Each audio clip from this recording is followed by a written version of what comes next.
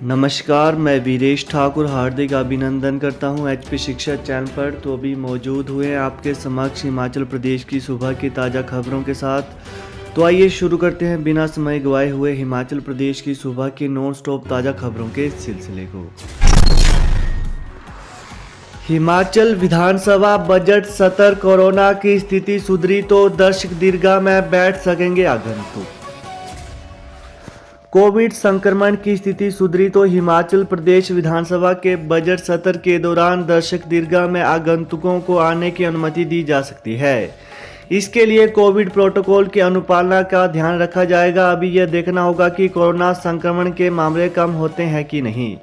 इस बारे में शिमला में बैठक के बाद फैसला लिया जाएगा। यह जानकारी हिमाचल प्रदेश विधानसभा अध्यक्ष विपिन सिंह परमार ने सोमवार को विशेष बातचीत में दी है।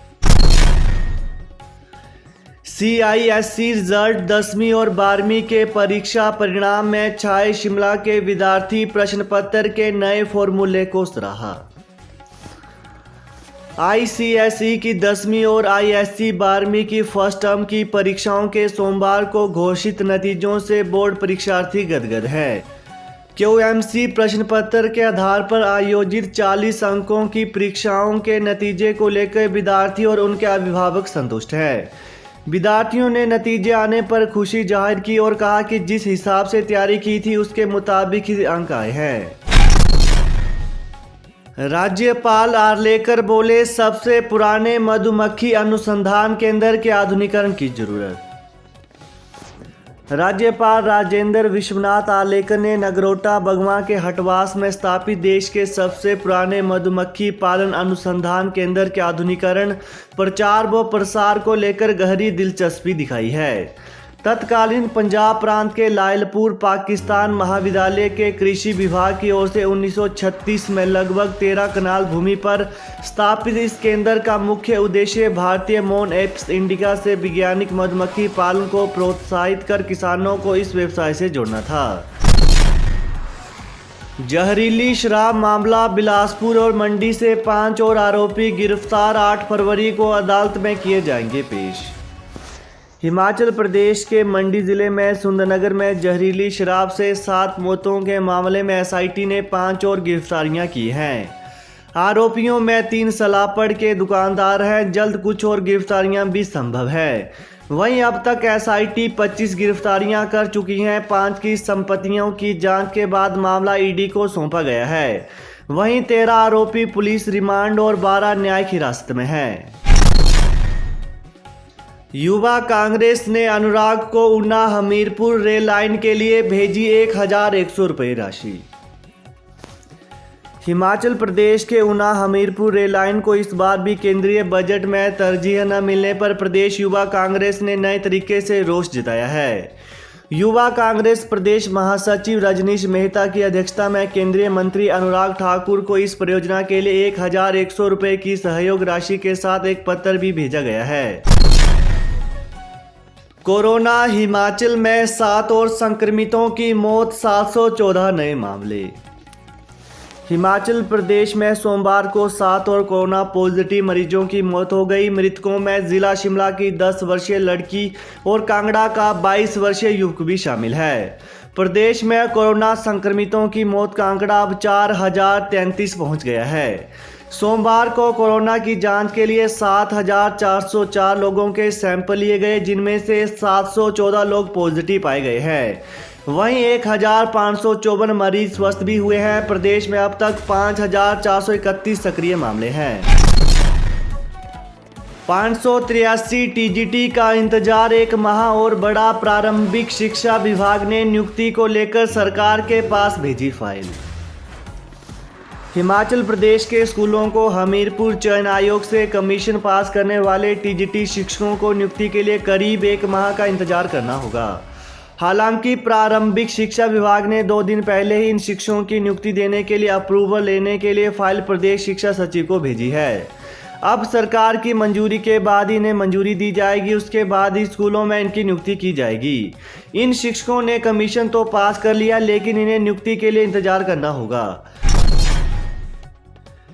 हिमाचल स्कूल शिक्षा बोर्ड जल्द घोषित होगा 12वीं कक्षा की टर्म 1 परीक्षा का परिणाम, तैयारियां पूरी। हिमाचल प्रदेश स्कूल शिक्षा बोर्ड धर्मशाला 12वीं कक्षा की टर्म 1 परीक्षा का परिणाम जल्द घोषित कर सकता है।